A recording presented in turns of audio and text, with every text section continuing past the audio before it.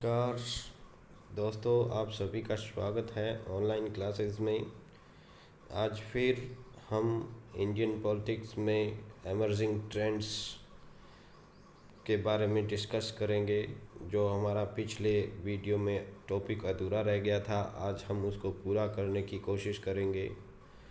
जैसा कि आपको पता ही है कि 1952 के पहले चुनाव से लेकर 2019 के अंतिम चुनाव तक भारतीय राजनीति में काफ़ी विकास हुआ है, काफ़ी नए ट्रेंड्स आए हैं।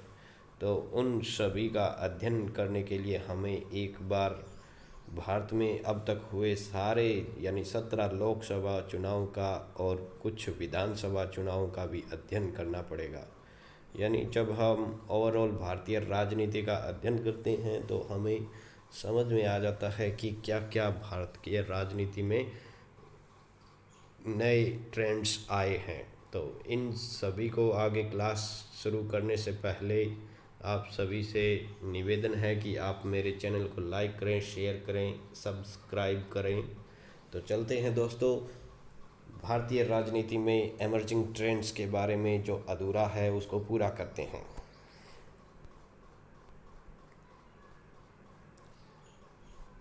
पिछली क्लास में हमने एक भूमिका का निर्माण कर लिया था कि हमने भारत को लोकतांत्रिक गणराज्य घोषित किया है, जिसमें 18 वर्ष से ऊपर सभी को मतदान करने का अधिकार है।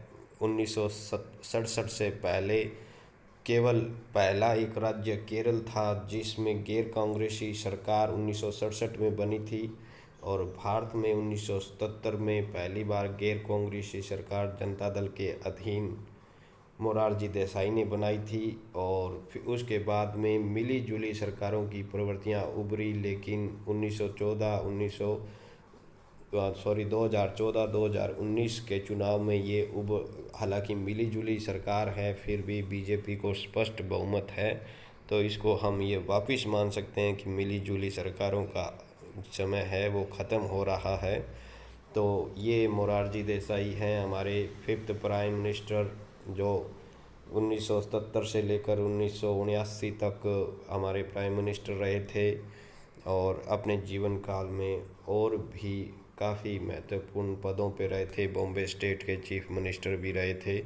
ये वो केरला स्टेट है जिसके बारे में मैं कल बोल रहा था कि कुछ तो खास है, जिसमें सबसे पहले गैर कांग्रेसी सरकार बनी है। और वर्तमान आज के समय में भी केरला में हम देखते हैं तो मार्क्सवादियों की सरकार है। भारत में मार्क्सवादियों की सरकार कुछ ही राज्यों में, जिसमें एक राज्य केरला भी है। और नए चुनावों का परिणाम कल आ जाएगा तो उसमें भी उसी दल की सरकार बननी है।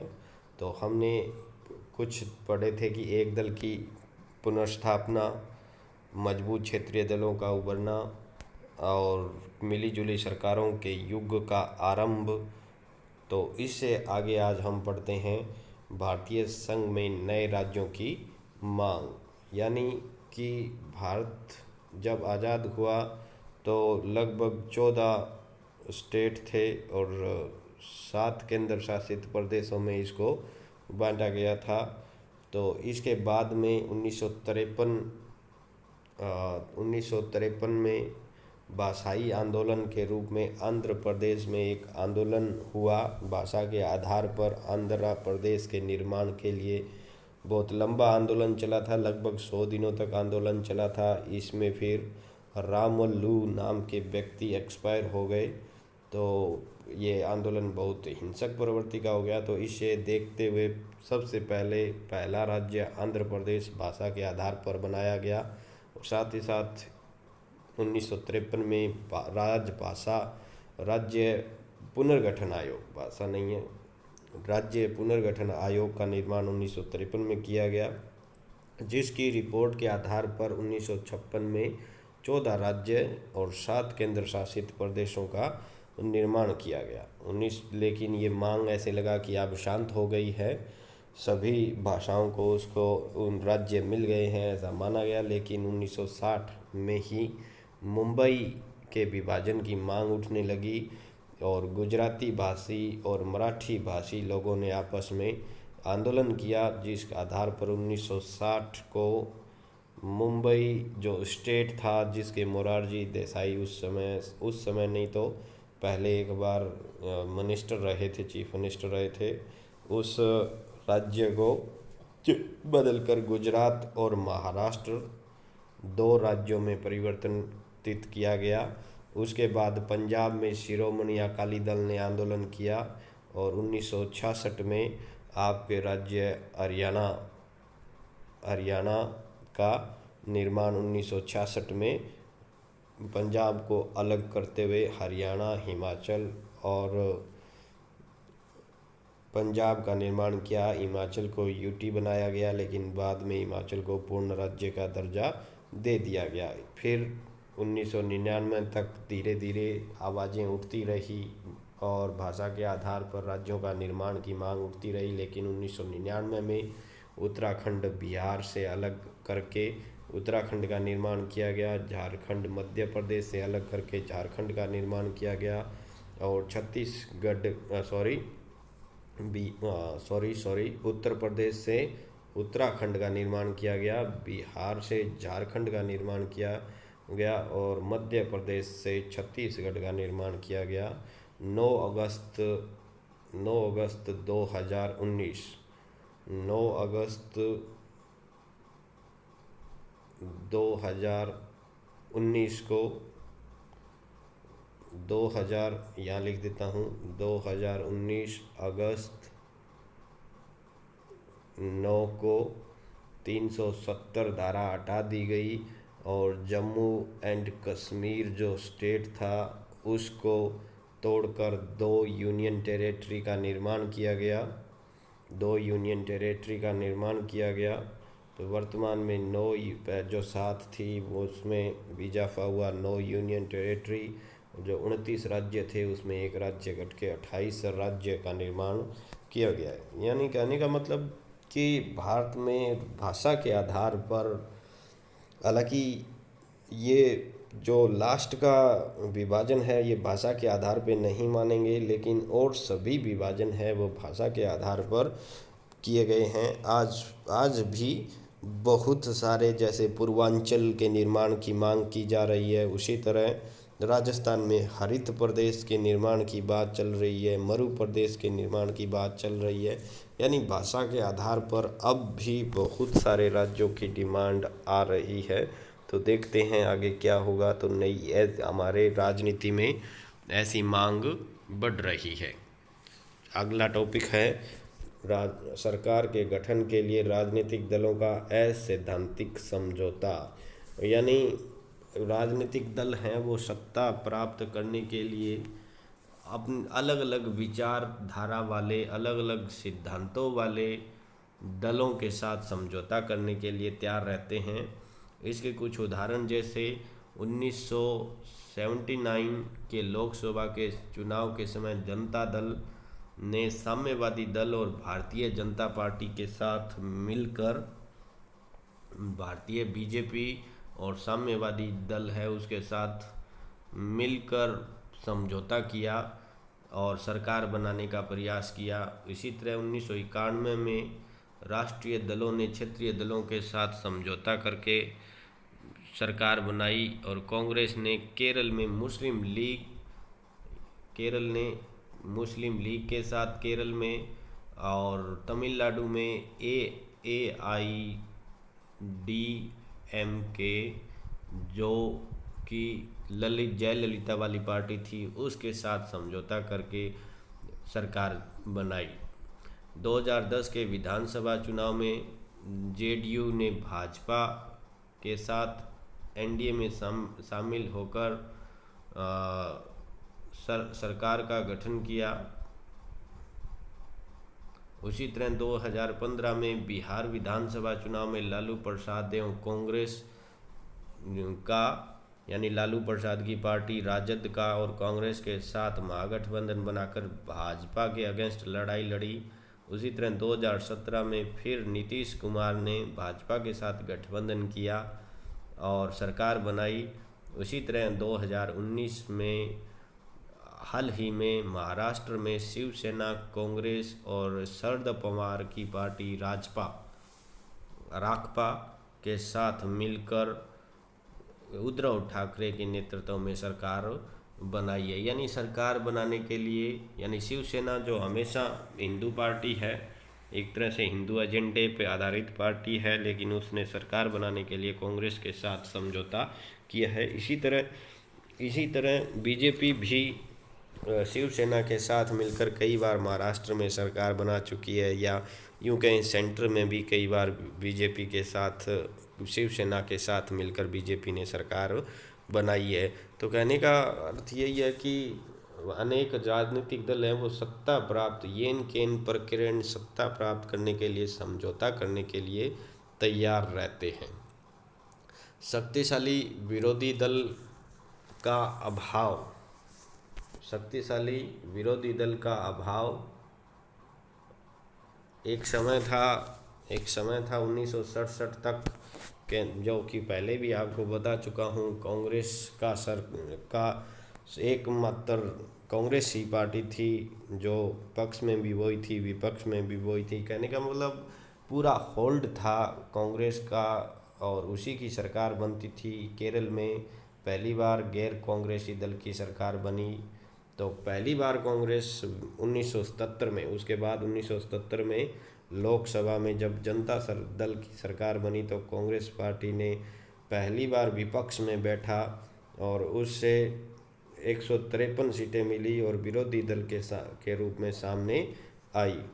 कांग्रेस पार्टी ने यशवंत राव चौहान को अपने विरोधी दल का नेता लोकसभा में चुना और उसको मान्यता मिली। लेकिन 1984 के चुनाव में कांग्रेस को 400 सीटें मिली और दूसरी पार्टियां थी जो राष्ट्रीय पार्टी थी उनको, जैसे मार्क्सवादियों को 3-4 मिली, बीजेपी को 3-4 मिली, जनता दल को 20-22 सीटें मिली, केवल तेलुगु देशम को 30 सीटें मिली और सभी ने मिलकर 43 का आंकड़ा, यानी लगभग 10% का आंकड़ा जब तक प्राप्त नहीं होता तब तक किसी राजनीतिक दल को विपक्षी दल का टैग नहीं मिलता है। तो बड़ी मुश्किल से सभी पार्टियों ने मिलकर विरोधी पार्टी, विपक्ष का टैग लिया और तेलुगु देशम बड़ी पार्टी, एक क्षेत्रीय पार्टी ने विरोधी दल का काम किया था। ये परंपरा बाद में चलती रही, बार बार चुनाव हुए और उसमें जैसे अटल बिहारी वाजपेयी के 1998 के चुनाव में अटल बिहारी वाजपेयी की सरकार बनी तो कांग्रेस विपक्ष में रही। बाद में 2004 में मनमोहन सरकार के समय बीजेपी ने विपक्ष का कार्यभार संभाला। सुषमा स्वराज 1919 में भारतीय जनता पार्टी विरोधी दल बनी। 1996 की 11वीं लोकसभा में भारतीय जनता पार्टी को 161 सीटों के साथ सरकार का तो गठन कर लिया, लेकिन विरोधी दल कांग्रेस को विरोधी दल का निभाना पड़ा। ये सिलसिला 2009 तक चला, जब बीजेपी ने 2009 में सुषमा स्वराज को लोकसभा में विपक्ष का नेता बनाया, अरुण जेटली को राज्यसभा में विपक्ष का नेता घोषित किया। लेकिन 2014 और 19 के जो चुनाव हुए हैं उसमें बीजेपी को काफ़ी ज़्यादा स्थान मिले हैं। 2014 में कांग्रेस को 43 स्थान मिलना भी मुश्किल हो गया था, जिसकी वजह से उसको विपक्षी दल का दर्जा देने में भी समस्या आई थी। अब की बार उसको 2019 के चुनाव में 52 सीटें मिली हैं और विपक्ष में सबसे बड़े दल के रूप में वो विरोधी दल का दर्जा उसे मिला है। तो कहने का मतलब 2014 और 2019 का जब हम चुनाव देखते हैं तो हम पाते हैं कि विरोधी दल, शक्तिशाली विरोधी दल का जो कंसेप्ट है वो धीरे धीरे ख़त्म हो रहा है। भारतीय राजनीति में अपराधीकरण बढ़ता ही जा रहा है। जैसे कि आपको पता है कि भारतीय राजनीति में जब से चुनाव जीतने के लिए साम दाम दंड भेद की नीति कोई भी राजनीतिक दल अपना रही है, चाणक्य नीति है, साम दाम दंड भेद चाणक्य नीति को जब से अपना रहे हैं या इसकी कोशिश कर रहे हैं तब से आपराधिकरण बढ़ा है। क्योंकि अपराधी जगत से बड़े बड़े नामों को उठाकर टिकट दे दी जाती है, क्योंकि राजनीतिक दल सिर्फ चुनाव जीतना चाहते हैं। जैसे कुछ उदाहरण, जैसे 1996 के चुनाव जो 11वीं लोकसभा थी, उसमें 460 ऐसे उम्मीदवार थे जिनका आपराधिक रिकॉर्ड था, जिसमें से 180 तो चुनाव जीत भी गए। यानी ऐसे हमारे संविधान निर्माताओं ने कभी नहीं सोचा होगा कि हमारे संविधान में अमेंडमेंट करने वाले जो लोग होंगे वो आपराधिक प्रवृत्ति के होंगे, जिन पे बहुत सारे केस दर्ज होंगे। इसी तरह सॉरी सॉरी 180 लोगों को तो किसी न किसी पार्टी का उम्मीदवार थे मैदान में उतारा था, और बाकी निर्दलीय थे, जिसमें से 85 जीते थे। 85 भी बहुत बड़ी संख्या होती है। यानी हमारी लोकसभा में 85 ऐसे लोग थे जिन पर आपराधिक मामले दर्ज थे, और वो हमारे लिए संविधान में सुधार कर रहे थे, हमारे लिए नीतियां बना रहे थे। तो ये बहुत बड़े शर्म की बात है। और कुछ ये गलती हमारी मतदाता की है, जो हम सिर्फ जाति के आधार पर, भाषा के आधार पर वोट देते हैं। ये नहीं देखते कि एक अपराधी को आप लोकसभा में भेज रहे हो तो क्या कर रहे हो। उसी तरह 2009 का चुनाव हुआ, 15वीं लोकसभा, जिसमें 1114 ऐसे लोग थे जिन पर आपराधिक दर्ज थे, जिसमें से 153 153 बहुत बड़ी संख्या है, तो जीत कर चले गए थे लोकसभा में। तो ये आप देखो कि 153 ऐसे लोग थे जो आपराधिक प्रवृत्ति के लोग थे। ये आंकड़ा बहुत ही डराने वाला है। इसी वजह से कांग्रेस पार्टी का हरास हुआ, क्योंकि इतनी बड़ी संख्या में आप जब अपराधियों को भर्ती कर रहे हो तो फिर नेक्स्ट 2014 में उसकी सज़ा आपको भुगतनी पड़ेगी। जनता इतनी भी बेवकूफ़ नहीं है। इसी तरह 2019 में 46% यानी 233 ऐसे सांसद हैं जिनके अगेंस्ट किसी न किसी न्यायालय में मामले दर्ज हैं, जिसमें से 29% तो ऐसे लोग हैं जिनके ऊपर 19% तो ऐसे लोग हैं 29% तो ऐसे लोग हैं जिनके ऊपर हत्या का प्रयास, आगजनी और अपहरण जैसे गंभीर मामले उन पर अब लगे हैं। तो ऐसे गंभीर आरोपों के व्यक्तियों को जब से हम भेज रहे हैं, तो हमारी राजनीति की दशा दिशा आप समझ सकते हो किस तरह की है। भारतीय राजनीति में जातिवाद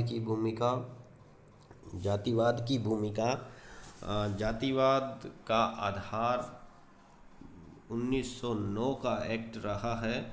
जयप्रकाश नारायण ने कहा है कि भारत में जाति एक महत्वपूर्ण राजनीतिक दल है। रजनी कोठारी ने भी कास्ट पे अच्छा काम किया है। उनकी कास्ट पे कुछ किताबें हैं, इम्पोर्टेंट किताबें, हर कॉम्पिटिटिव एग्ज़ाम में पूछ भी ली जाती है। तो ये भी पूछ लिया जाता है राजनीतिक दल का दर्जा किसने दिया है, जयप्रकाश नारायण ने दिया है। तो जाति के आधार पर ही हमारे यहाँ टिकटों का बंटवारा होता है। यानी जिस क्षेत्र में जिस जाति के लोग होते हैं उसी जाति के किसी व्यक्ति को राजनीतिक दल टिकट देते हैं, अपने टिकट से मैदान में उतारते हैं, क्योंकि उनका एक ही उद्देश्य होता है, जीतना। लेकिन एक अच्छा शुभ संकेत ये है कि 2014 और 2019 का जो चुनाव हुआ है उसमें लोगों ने जो मतदान दिया है, मतदान व्यवहार है, तो नरेंद्र मोदी को लोगों ने वोट दिया है, उसके चमत्कारिक व्यक्तित्व को देखकर वोट दिया है, जो हमारे लिए काफ़ी शुभ संकेत हैं। इससे पहले सारे जो चुनाव है वो जाति के आधार पर ही होते थे, और यहाँ तक कि मंत्रिमंडल का निर्माण है उसमें जातियों को आरक्षण मिलता है। यानी हर जाति का प्रतिनिधित्व तो उसमें शामिल हो, ऐसी प्रयास हर राजनीतिक दल के द्वारा किया जाता है। भारतीय राजनीति में संप्रदायवाद की भूमिका, जिस तरह जाति की भूमिका है, उसी तरह भारत में संप्रदायवाद की भी भूमिका है। आपको पता ही है कि 1947 में जो हमारा विभाजन हुआ था वो संप्रदायवाद के आधार पर ही हुआ था। हमें ऐसा लगा था कि अब इसके बाद में संप्रदायवाद ख़त्म हो जाएगा, लेकिन ऐसा हुआ नहीं। इसके बाद में भी कहीं गुजरात में दंगे हो रहे हैं, कहीं महाराष्ट्र में दंगे हो रहे हैं, कभी दिल्ली में दंगे हो रहे हैं, आज भी हो रहे हैं, कल भी होते रहे हैं। यानी धर्म ने हमें बहुत गहरे तरीके से पकड़ रखा है, जिसको हम छोड़ ही नहीं पाए हैं। और इन्हीं धर्म के आधार पर वोट डालते हैं हम, और पार्टियों का निर्माण किया जाता है। जैसे डीएमके पार्टी मुस्लिम पार्टी ब्राह्मण पार्टी थी, उसके अगेंस्ट गैर ब्राह्मण पार्टी एडीएमके का निर्माण किया गया। मुस्लिम लीग है वो मुस्लिम पार्टी है, अकाली दल सिखों की पार्टी है, हिंदू सभा हिंदुओं की पार्टी है, शिवसेना भी हिंदू वोट मराठी लोगों की पार्टी है, ज़्यादातर हिंदू है इसमें। मजलिस ए मुशावरत भी MAM भी ऐसी ही है, या इसको AIIMS भी कहा जाता है, शायद यही पार्टी हो। ओवैसी वाली पार्टी जो मुस्लिम वोटों पर अपनी पकड़ रखती है। यानी धर्म के आधार पर यहाँ चुनाव किए जाते हैं, पार्टी बनाई जाती है, वोट डाले जाते हैं। कुछ और चीज़ें, जैसे और भी बहुत सारे टॉपिक हैं जो ये बताते हैं कि हमारी राजनीति में कैसे एमर्जिंग ट्रेंड्स उभर के आ रहे हैं। तो उसमें हम अब सीमित तरीके से अध्ययन करेंगे। जैसे राजनीतिक दलों में अनुशासन का अभाव है, पार्टियां छोड़ के नई पार्टियां बनाने का प्रयास जारी रहता है। राजनीतिक भ्रष्टाचार बढ़ रहा है, सत्तारूढ़ दल में असंतुष्ट गुट, हाल ही में जो राजस्थान में पॉलिटिकल ड्रामा हुआ था, यानी अशोक गहलोत के अगेंस्ट सचिन पायलट ने जो अपना असंतोष व्यक्त किया था। इसी तरह जब महाराष्ट्र में सरकार बन रही थी तो उस समय अजीत पवार ने असंतुष्ट होकर बाहर निकलने की कोशिश की थी। तो ऐसे सत्ता दल में जो असंतुष्ट गुट हैं वो उनका अपनी एक भूमिका रहती है। उसी तरह भारतीय राजनीतिक तत्कालिक घटनाओं का प्रभाव, यानी भारतीय राजनीति में जो तत्कालीन घटनाएं होती है उनके आधार पर वोट किए जाते हैं। और यहाँ तक कुछ लोग ये कहते हैं कि सर्जिकल स्ट्राइक जैसे कदम, 370 जैसी घटनाएं हैं वो बीजेपी को मजबूत कर रही है। संसदीय वाद विवाद में गुणात्मक हरांश, यानी जो संसद में वाद विवाद होते हैं उसमें भाषा का व्यवहार का बहुत ही हरांश हो रहा है। ऐसे वाद विवाद को देख के हमें शर्म आनी चाहिए कि हमारे जो आदर्श हैं, हमारे चुने हुए व्यक्ति हैं, वो संसद में जिनका लाइव टेलीकास्ट हो रहा है, और कैसे भाषा का और कैसे स्पीच वो दे रहे हैं। साथ ही साथ मंच पे से भी वो हर गरिमा को त्याग देते हैं। धन शक्ति की बढ़ती हुई भूमिका, जैसा कि आपको पता ही है कि भारत है उसमें लोकतंत्र है, और लोकतंत्र में कोई भी व्यक्ति चुनाव लड़ सकता है, लेकिन फिलहाल है वो पैसे वाले लोग ही चुनाव लड़ सकते हैं, क्योंकि सबसे पहले टिकट खरीदी जाती है और बाद में वोट खरीदे जाते हैं। तो इतना करोड़ों अरबों रुपए इन्वेस्टमेंट किए जाते हैं। चुनाव को एक बिजनेस मान लिया गया है, राजनीति को एक बिजनेस की तरह देखा जाने लगा है। तो धन शक्ति का भी भूमिका बढ़ रही है। राजनीतिक दलों की संख्या एवं स्वरूप, यानी राजनीतिक दल, क्षेत्रीय दल है, वो उनकी संख्या और उनका स्वरूप में भी बार बार परिवर्तन आ रहे हैं। भारतीय राजनीति में हिंसक प्रवृत्तियाँ, यानी आपने बंगाल चुनाव को देखा है, कितने लड़ाई दंगे हो रहे थे। यानी कि हर पॉलिटिकल रैली को बाधित करने के लिए लड़ाई दंगे हो रहे हैं, और ऐसी घटनाएं यूपी, बिहार, बंगाल में देखना एक आम बात हो गई है। यानी हिंसक प्रवृत्तियां ज़्यादा बढ़ रही है। सरकार के बाहर से समर्थन करने की प्रवृत्ति, यानी हम सरकार के साथ नहीं है लेकिन हम सरकार के विरोध में भी नहीं है। आजकल ये प्रवृत्ति ज़्यादा बढ़ रही है कि जब भी कोई कानून पास करवाना होता है तो बहुत सारे दल हैं वो सरकार में होते नहीं है, लेकिन फिर भी उस कानून के पक्ष में जो कैबिनेट है उसके पक्ष में वोट करते हैं। तो बाहर से समर्थन देना, यानी हम आपके अलायंस में नहीं है लेकिन फिर भी हम आपको समर्थन देते रहेंगे। बाहर से समर्थन देना यानी जब भी लोकसभा में मतदान होता है तब उसमें समर्थन दिया जाता है। तो ये कुछ इमर्जिंग ट्रेंड्स थे जो हमने पढ़े हैं, और ये अपने ऐसे बहुत सारे टॉपिक और भी बचते हैं तो आप उनको देख लेना। धन्यवाद। Thank you.